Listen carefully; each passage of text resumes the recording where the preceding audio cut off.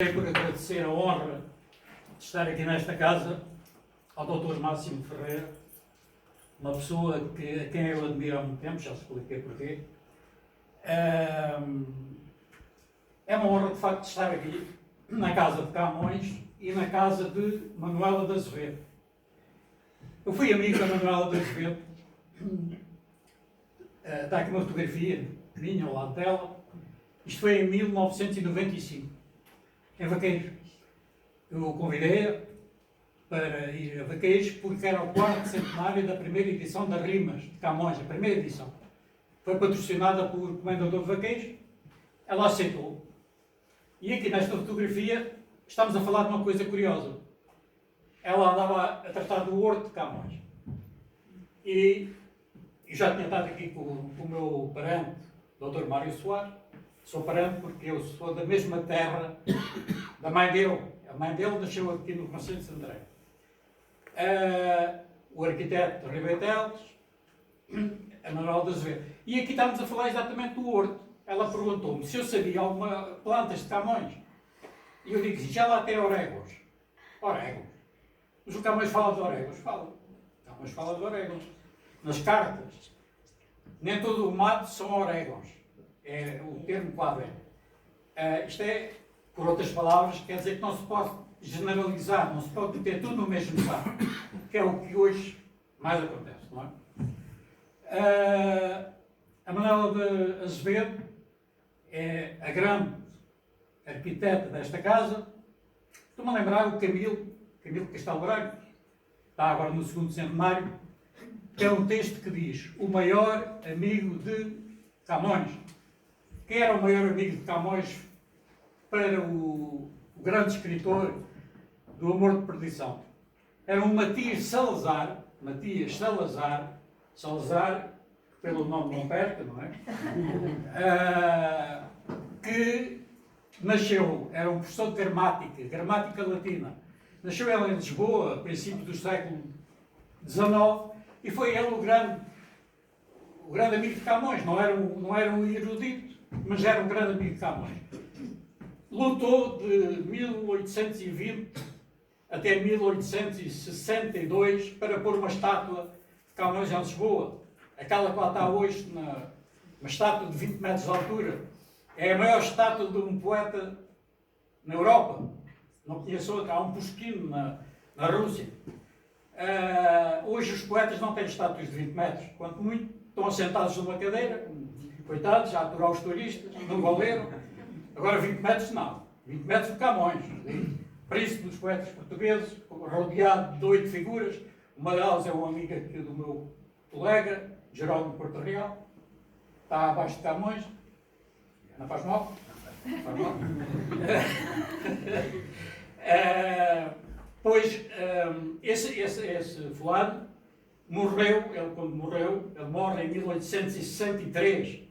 O rei Dom Luís tinha ido lançar a primeira pedra do monumento, que só seria construído em 65, e ele morreu nesse dia, quando o rei foi pôr a primeira pedra daquele monumento.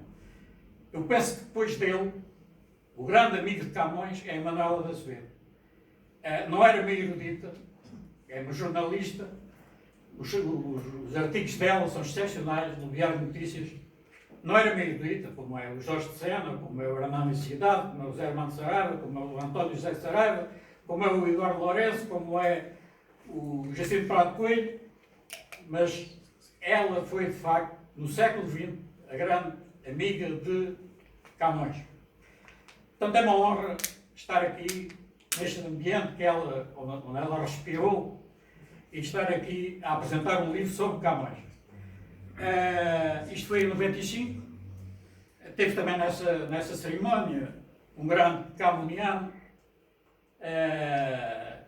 nem sempre sacrificado à verdade, mas enfim, o professor José Armando Saraiva foi talvez nas televisões a figura. Eu tenho uma memória grave. Eu aqui neste livro, coitado, eu farto-me de brincar com ele, já um pouca memória dele. Mas o Papa Francisco dizia há pouco tempo uma coisa, que ele dissesse isso agora aqui há 100 anos atrás, e ele ia para a fogueira. Diz que até podemos brincar com Deus. Vocês já ouviram isto? Isto é heresia, não é? Isto, se ele tivesse dito isto há 100 anos, ia para a fogueira, certeza. O rei de Deus é não acreditar em Deus. É evidente. Mas eu atrevi-me a rir aqui um bocado da tese dele, da vida ignorada de Camões. Ele tem andou por aqui. Andou por aqui, veio aqui um dia, há um programa de televisão, e ele diz assim, ali embaixo, há ali uma prisão, ali é que o Camões esteve atado. Lá, umas ninfas e tal.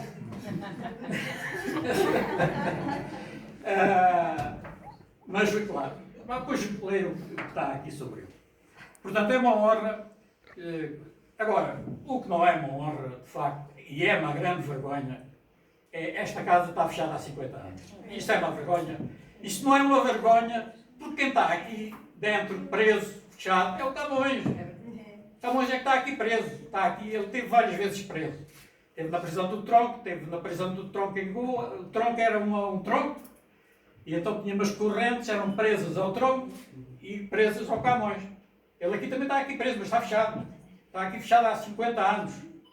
E isto é um escândalo nacional. O poeta da pátria e do povo está aqui há 50 anos fechado. Eu proponho uma coisa.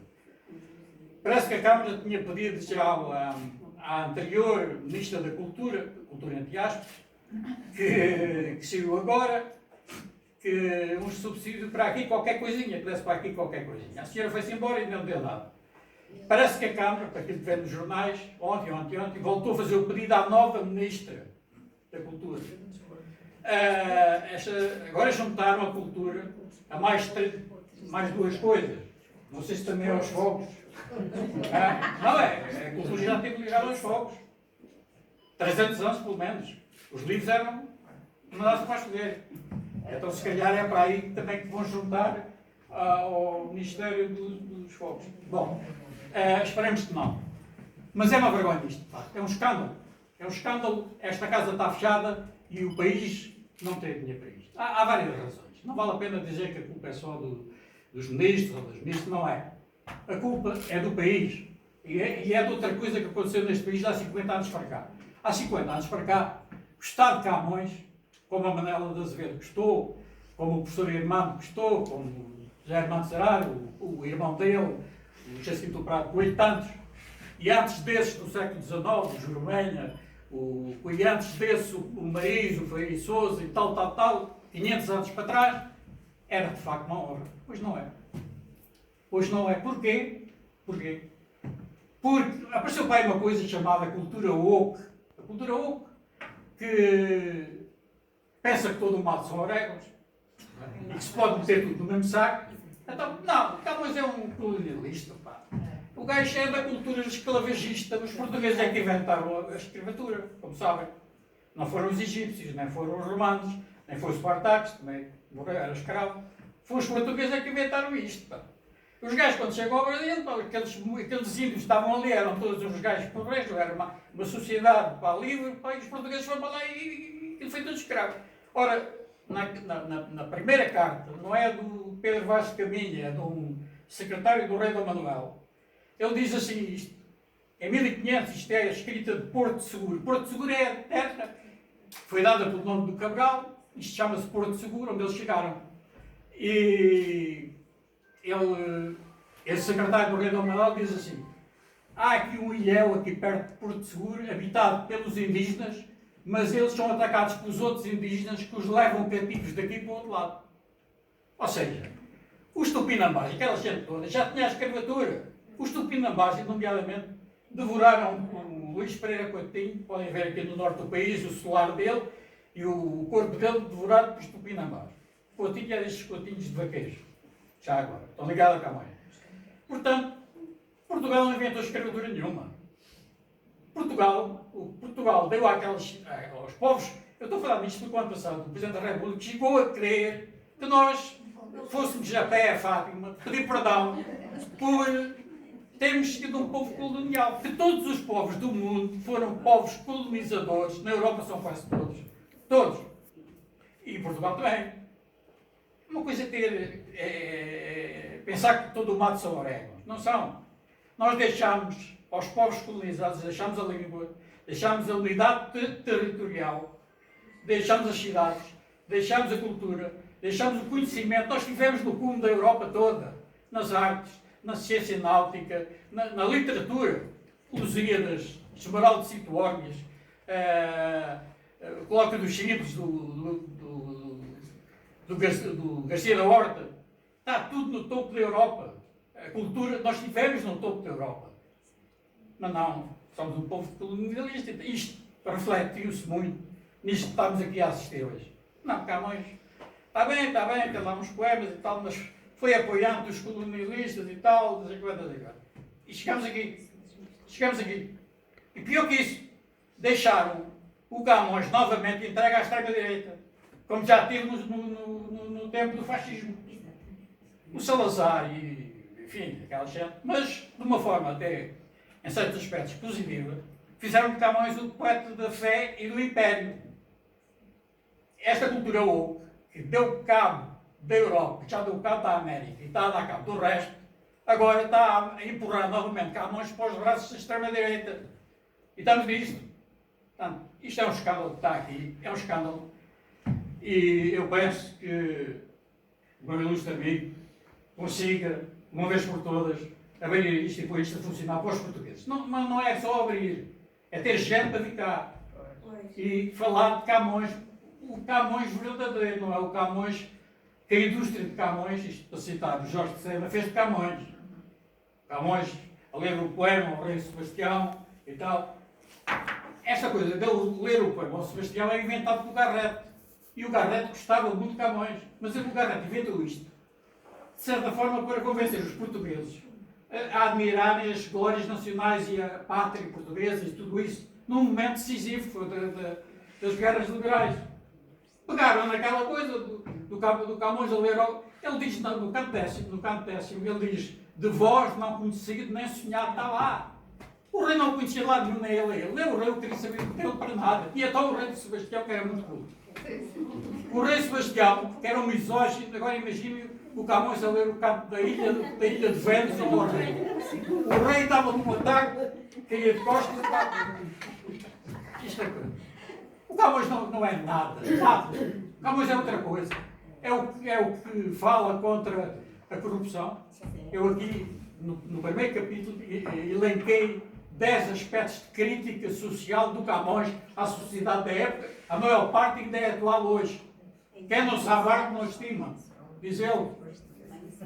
Enfim, é preciso trazer o verdadeiro Camões para aqui, trazer o verdadeiro Camões para os portugueses e fazer desta casa, de facto, a casa de Camões, que já agora um desafio. O meu amigo, parece que pediram à nova Ministra da Cultura, ela possivelmente não sabe quem é que escreveu isto. Mas, enfim, e se souber quem escreveu isto, o meu amigo diga qual é o predicado do primeiro ao oitavo. É que aquilo tem as armas e os barões assinalados. Do ocidental, praia lusitana, verbos. Do ocidental, praia lusitana. Por mais nunca dantes navegados. Onde é que está o verbo? Foi passar ainda além ainda não há verbos. E aqueles que obras o verbo aparece só a meio da segunda oitava. Cantando, espalharei para toda a parte. O complemento direto são as estrofes todas para trás. Agora pedir à Ministra da Cultura para explicar. Senhor Ministro, já não se sabe que onde é que está aqui o predicado do primeiro estado. Bom, mas isso não interessa. O meu amigo, venha cá e arranja uma personagem dramática vestida de Camões. Mas não é o Camões de Golia, um Camões roto, como está na miniatura de Goa. Na miniatura de Goa. Amarra aqui essa personagem aqui e diz assim, convida a senhora Ministra a vir libertar Camões, está presa aqui dentro. Venha cá, vamos libertar Camões. A senhora Ministra entra aqui, as televisões vêm todas atrás, e a Ministra abre o cadeado, ele está amarrado ao tronco, abre o cadeado e diz assim para o meu amigo, olha, tem aqui meio milhão de euros para pôr isto a funcionar. Mas não publique isso, não é bacana. Portanto, foi a cultura woke, de facto, que tem dado cabo de Camões, tem dado cabo da cultura, tem dado cabo de tudo e mais alguma coisa. É preciso resgatar novamente Camões, porque resgatando Camões, estamos a resgatar 2/3 da cultura portuguesa e do mal neste momento que a ataca. Camões Cabelo e Castro, Altos Cumes, Cabelo e Castro e Correlatos. É um termo, é um título intertextual. Correlatos é do ensaio do Jorge de Sena. Cabelo e Castro é a expressão com que Camões, no canto 3, fala de Santarém. A mãe dele era de Santarém. E ele, Belli e Castro. Portanto, Scala, Belli de Bellum, latim guerra, Castro, castelo. Scabelli, que é o termo que ele dá à terra da mãe. Este livro é escrito por dois autores. Um é uma das grandes figuras da cultura portuguesa. O outro.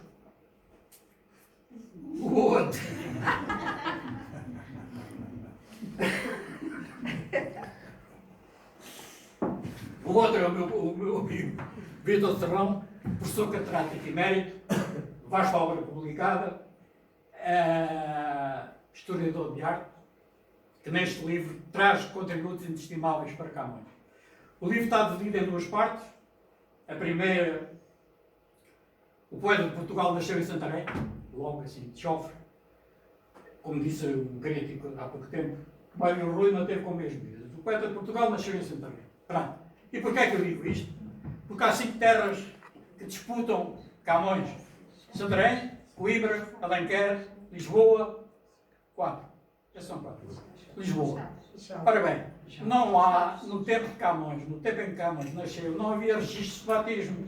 Os registros de batismo só vêm aparecer depois do Concílio de Trento. Não havia. Portanto, como Camões não pode ter nascido em 4 lugares ao mesmo tempo, só há as partículas quânticas e o professor Marcelo consegue estar em 4 lados ao mesmo tempo. Eu escolhi Santarém. Legitimamente. E explico aqui porquê. Com argumentos muito melhores que os de Coimbra, que os de Alenquer ou que os de Lisboa. Quando falei com a Manuela de Azevedo, eu propus-lhe que, para valorizar esta casa e para valorizar o Ribatejo e a presença de Camões no Ribatejo, fizéssemos uma espécie de roteiro camoniano que vem de Santarém até aqui. Portanto, Santarém, porque Santarém é a terra da mãe, Ana de Macedo, quem diz isto é o Pedro Mariz, é o Severino de Sousa, o Severino de Faria e o Faria de Sousa. E depois os outros todos. O pai, e é meio dizer que eu faço aqui, o pai era um padre, capelão. Não fui eu o primeiro a dizer isto. O primeiro a dizer isto talvez tenha sido o Brancão Freire e depois outros. O mestre Gil Vicente escreve a farsa dos Almocreves em Santarém. E há lá uma personagem que era capelão na igreja de Alcácer, que é perto da casa da mãe de Camões. A casa da mãe de Camões é pegada com a igreja do Milagre. E ele diz que esse é um Simão Vaz. E o mestre Gil Vicente, na face dos Almocreves, há um diálogo entre um capelão e uma personagem, tinha um vozeirão enorme, e ele diz assim: tens uma voz tão gorda, parece um elefante.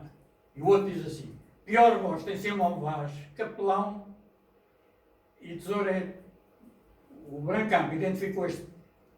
Ora bem, acreditando que Camões vem daquela linhagem do Minho, isso foi inventado por Severino de Faria, ligou Camões a toda a fidalguia de Portugal, de Espanha e arredores, e entretanto Camões morre sem ter um lençol para o cobrir, numa vala comum, e com tanto rei, com tanto parente, com tanta gente, deixaram aquele desgraçado morrer numa vala comum, e foi preciso um fidalgo aqui, nosso vizinho, Gonçalo Coutinho, ir lá buscar os ossos, 15 anos depois, e pôr uma legenda. Eu já vou falar nessa legenda, a propósito do Fernão Alves do Orgueiro. Portanto, Santarém. Eu digo que ele é filho desse capelão. O Mariz sabia disto, mas inventou, o Mariz só do pai de Camões só conhecemos uma pequena frase que é assim: foi por capitão do Manaus à Índia e morreu. Pronto, acabou. Ele não foi por capitão, ele foi por capelão. Há duas letras que escondem a verdade. E por isso é que não dizem quem foi o pai. No Alvará, a imprimir os Lusíadas e antes, é filho de Simão Vaz, parou, e Diana de Sá, parou. Nem Macedo, nem Camões. Porquê? Bom, eu falei com a Manuela e disse, podíamos fazer um roteiro começado em Santarém, para a razão do pai e da mãe, mas mais. O Diogo do Couto, na década 8, diz que Camões estava em Moçambique, queria regressar ao reino, mas ficou embargado porque devia 200 cruzados ao capitão da nau, Pedro Barreto. Não tinha dinheiro para dar ali, e quem é que emprestou o dinheiro? Heitor da Silveira, está ali ao largo. Aires de Sousa de Santarém, está na década 8, que é o Aires de Sousa de Santarém, é o Aires de Sousa Saldanha. Saldanhas estão também ligados aqui ao Morgado de Constância. O primeiro Morgado de Constância é um Diogo Saldanha, já vou falar muito rapidamente. Santarém, era de Santarém, Aires de Sousa de Santarém, é um Saldanha, é de Santarém, mas já há outra pessoa de Santarém, que é um dos primeiros poetas a louvar Camões. Frei Luís de Sousa, Manuel de Sousa Coutinho, na primeira edição, é um epigrama latino, na primeira edição da Rimas, 1595, ele diz isto: Ac velo, Orfeu, revocaste e vulnere amigo. Traduziste ao latim. Assim como Orfeu foi ao inferno buscar a Eurídice, tu resgataste o Camões, estava nas trevas, ninguém ligava àquilo, e trouxeste-o para cima, deste-lhe uma sepultura, desenterraste os ossos, puseste-lhe um túmulo como deve ser, e editaste a primeira edição das Rimas. Santarém. A segunda terra, para cima, muito rapidamente, Valfigueira. Valfigueira é a terra de Dom Manuel de Portugal. Dom Manuel de Portugal é o fidalgo a quem Camões dirige a ode número 7. A voz celebra e tem por mecenas dos Lusíadas que eu vou publicar. Só que o Dom Manuel de Portugal pegou na carta e entregou ao irmão. O irmão era o conde, segundo conde, Afonso de Portugal, acabou por morrer em Alcácer Quibir. Eu conto isto tudo aqui. Dom Manuel de Portugal, Camões dirige uma ode, a ode número 7. Senhor, o último verso dessa ode diz: Senhor Dom Manuel de Portugal. Senhor Dom Manuel de Portugal é um decassílabo completo. Senhor Dom Manuel de Portugal. E, embora e porquê é que o Camões faz isto? Porque ele é parente ele é parente do Manuel de Portugal. Uma tia-avó dele, uma Filipa de Azevedo, foi casada com o bispo de Évora, Afonso de Portugal. Lá está, um bispo que é pai do Francisco de Portugal, que é poeta do cancioneiro. Há até uma anedota muito engraçada que vem na... O Francisco de Portugal é compadre do Vasco da Gama, que é o herói dos Lusíadas. Eram parentes, que ao mesmo tempo aparentados com Camões por causa deste casamento de uma tia-avó dele. E então um dia o Vasco da Gama vem da Índia, todo contente e tal, e diz para o compadre: epá, descobri o caminho marítimo para a Índia. Ah, é? E serve para quê? Ah, serve para quê? Então, olha, trazemos a canela, trazemos o carvinho, trazemos as especiarias, vendemos aqui os outros, está a ver a massa e tal. Estou a ver, estou. E o que é que eles querem em troca? É, sei lá, umas joias, um ouro, pedras, uns tecidos, pá. E diz o Francisco de Portugal: estou a ver, não foste tu que os descobriste a eles, eles é que descobriram a gente. É cultura oca, não sabe que as descobertas foram mútuas. Foram mútuas. Vaqueiros a seguir. Vaqueiros. Vaqueiros é a terra de Dom Gonçalo Coutinho. Eu descobri lá a casa que ainda tem o brasão dele. O brasão dele está na capa da primeira edição dos Lusíadas. É uma estrela.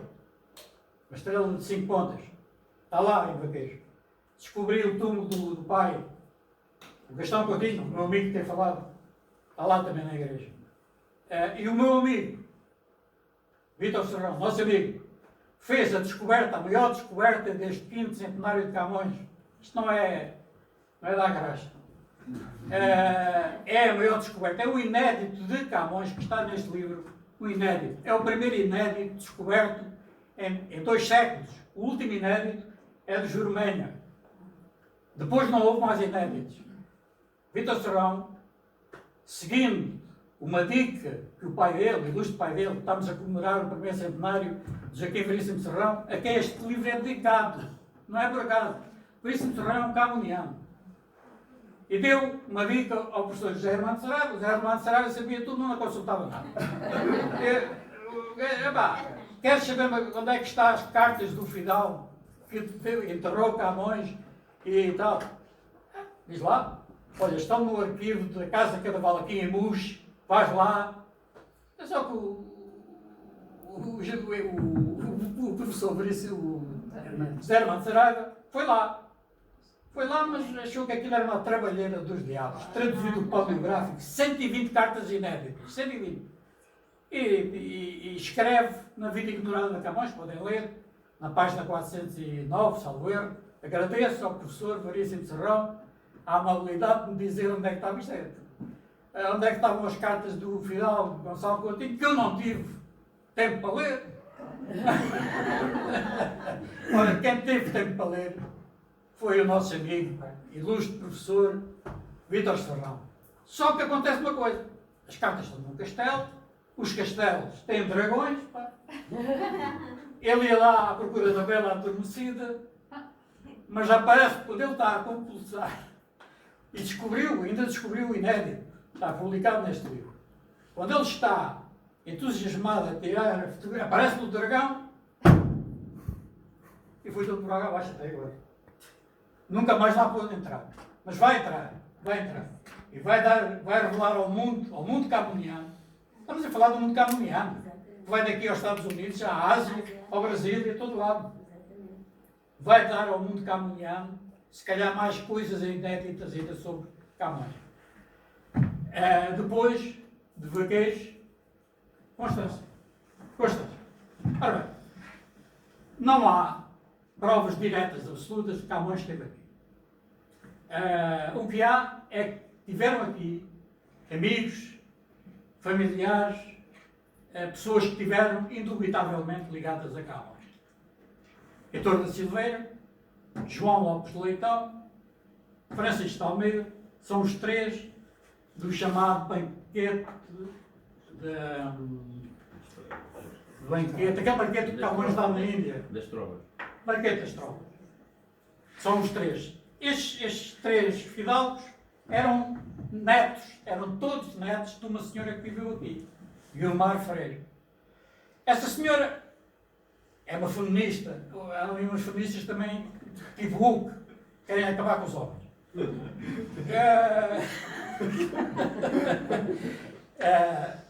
Nós já cá não teremos daqui a 50 anos, mas quem cá tiver tem que fazer Liga de Libertação dos Homens. A Guilmar Freire. Aliás, as mulheres já dominaram os homens. Século XVI, XVII, até o século XVII. A arte de galanteria prova, especialmente nas classes altas, os homens passaram as estupinhas com as mulheres, porque havia um protocolo na corte, ali eles tinham que estar ali aos pés das damas e tal, não podiam sair dali, no terreiro do padre, já conto o terreiro, mas muito rapidamente. A Guilmar Freire era destas senhoras fortes. Ela enterrou 3 maridos, isto já disse. Viveu aqui em Constância e era poeta, era poetisa. Escreveu isto, está aqui, vou rapidamente, um poema dela. Aliás, está aqui no livro.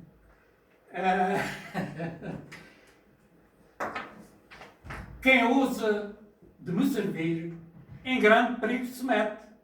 Há de mil despreços ouvir e tanto mal sentir que há de soar o tupete. Soar o tupete é soar a estupinha. Isto, quem quisesse, isto é marca dela. Ela enterrou 3 maridos, um deles, Bernardino de Almeida. Foi o terceiro, este foi o terceiro. Mas o Bernardino de Almeida com ela, é avô do João Lopes de Leitão e é avô do Heitor da Silveira. Depois há o João. Não. O Bernardino de Almeida com ela é avô do Heitor da Silveira e do Francisco de Almeida. O João Lopes de Leitão é do primeiro casamento. Já falarei rapidamente disso. Portanto, o marido também fazia drogas, mas tinha um medo terrível dela. E acabou, aquilo não deu faísca. ela acabou por... Ou morreu, ele morreu. Também é o Rui de Santo. Rui ou Rodrigo. Tem um poema, Umas Tarolas de Chamalot. Era uma coisa hoje impensável. Mas naquele tempo, no tempo do Cancioneiro Geral, há coisas muito piores. E Camões, este inédito de Camões, em Medida Velha, é um resquício da libertinagem dos poetas do Cancioneiro Geral. Atenção, Camões foi um poeta libertino. A indústria de Camões tem feito tudo para ignorar esse aspecto de Camões. A primeira edição da Rimas já tem lá poesia de Camões libertária, libertina. Mas tem andado ali. Não. Camões é a poesia da arte maior. Camões é a épica, ali, que não é todo, é os sonetos e as canções, o resto é arte menor. Isso é arte menor. Quando na arte menor de Camões estão alguns dos maiores poemas dele. Portanto, é outro aspecto também a rever. Heitor da Silveira vai para a Índia com o vice-rei Francisco Coutinho, em 1561, e encontra-se com Camões em Goa. Camões integram no Banquete das Trovas, a brincar. O Banquete das Trovas era uma brincadeira. Camões foi um imperador romano, Heliocápalo, que já tinha feito uma brincadeira semelhante, mas com pintura, e fez isto em verso.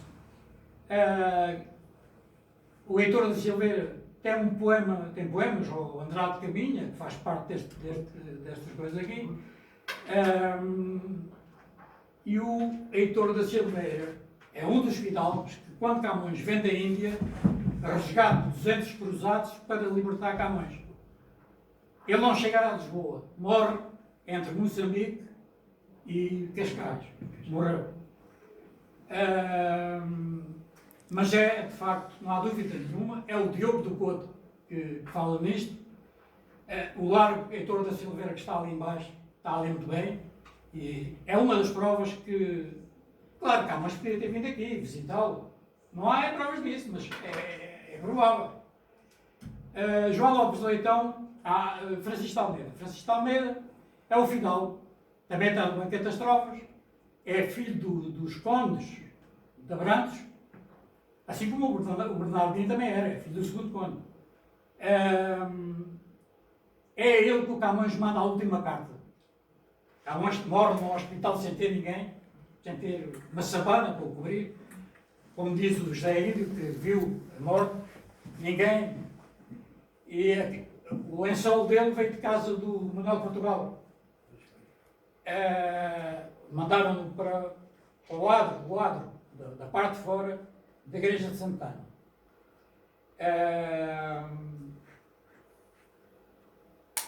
Portanto, escapa-me aqui qualquer coisa, mas enfim, o Heitor da Silveira. O Francisco de Almeida. Camões manda a última carta que diz assim: morro com a pátria. Tinha acontecido o desastre de Alcácer Quibir. Francisco de Almeida estava a lutar contra os castelhanos, ele estava em Lamego, e o Camões manda a última carta. Está publicada na edição de 1626 dos Lusíadas. É uns Lusíadas de bolsa, assim. Podem ver, está lá a carta. Foi a indústria de Camões diz: não, isso é mentira. Camões não morreu nada, pobre. Camões morreu ali assistido por Dom Sebastião. E então nem quiseram ler a carta. A carta está publicada e foi dirigida ao filho do Francisco de Almeida, João de Almeida. Está publicada, podem ver, está lá a carta. João Lopes Leitão, rapidamente. João Lopes Leitão é filho do primeiro casamento, o tal Rui de Santo, o tal que fazia os sonetos à Estarola. É neto dele. João Lopes Leitão é poeta, também. Camões só participou num torneio poético, ao lado de outros poetas. Banquete das Trovas. E só há, no Banquete das Trovas, só há um que faz um verso de resposta a Camões. É o João Lopes Leitão. Mas há outros. Ele tem poemas. O João Lopes Leitão morreu no mar também. O Andrade Caminha tem um epigrama dedicado à morte dele e fez o epitáfio. O Andrade Caminha é que escreveu o epitáfio, que diz: foste coroado de dois loureiros, o loureiro dos poetas e o loureiro dos cavaleiros.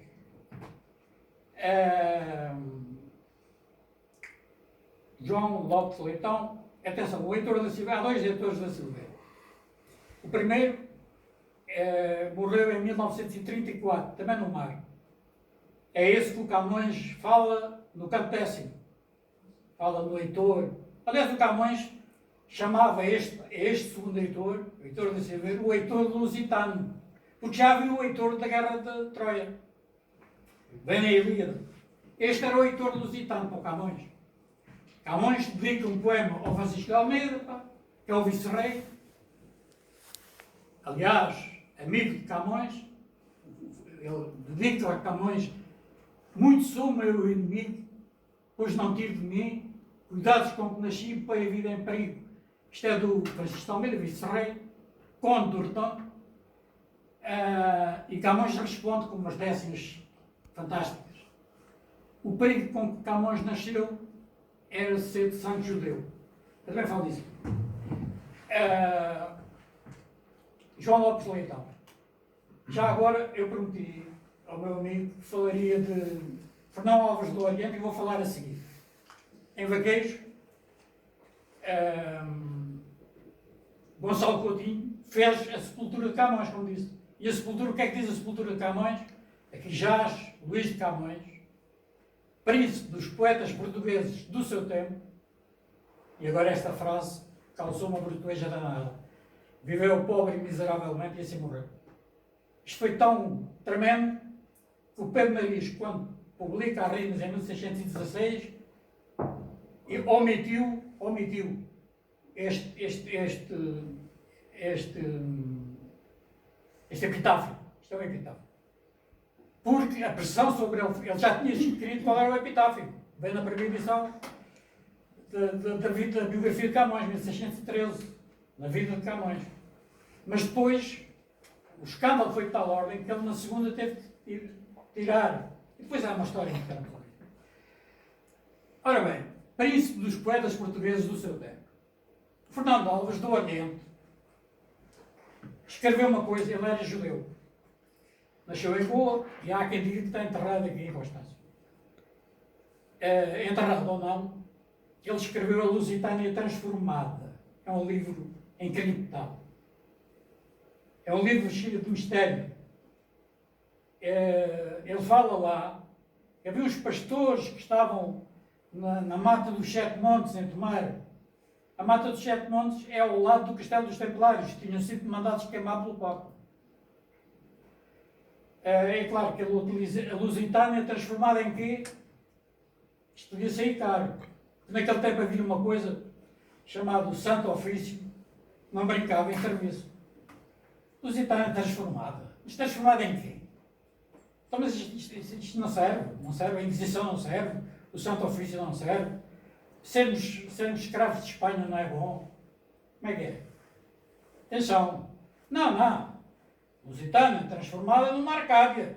Ao espírito da Grécia. Isso é que é. E então, o João Lopes Leitão fala no Nabão, fala em Tomar, mas fala noutra coisa. E a 3 km daqui pelo Rio Zé, eu fui lá.